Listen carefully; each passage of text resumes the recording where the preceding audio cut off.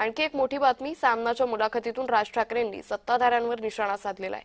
2022 ते 2026 बीएमसीची निवडणूक का नाही झाली असा प्रश्न राज ठाकरेंनी उपस्थित केला. तर यामागेही यांचं मोठं षडयंत्र असल्याचं राज ठाकरे म्हणाले.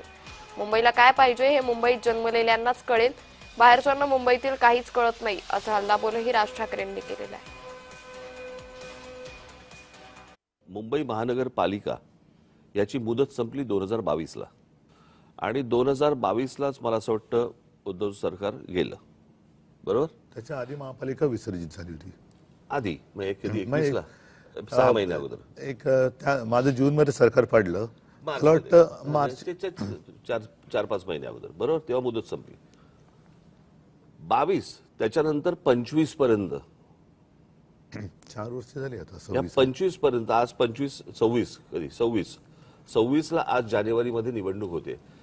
इतकी वर्ष का गेली? हो, म्हणजे निवडणुकीच्या तोंडावरती काय सांगतो तो की मी तुम्हाला हे देईन, मी तुम्हाला ते देईन, मी तुम्हाला त्या कल्पनेच्या बाहेर होतो मी, बरोबर आहे. मुंबईमध्ये मुंबईकरांना काय पाहिजे हे मला असं वाटतं मुंबईत तुम्हाला तिथे जन्माला आल्याशिवाय कळणार नाही. बाहेर येऊन ज्यावेळेला तुम्ही ती एखादी गोष्ट बघता, शहर बघता किंवा एखादा देश बघता ना, तुम्हाला समजणारच नाही तिथले प्रश्न काय ते.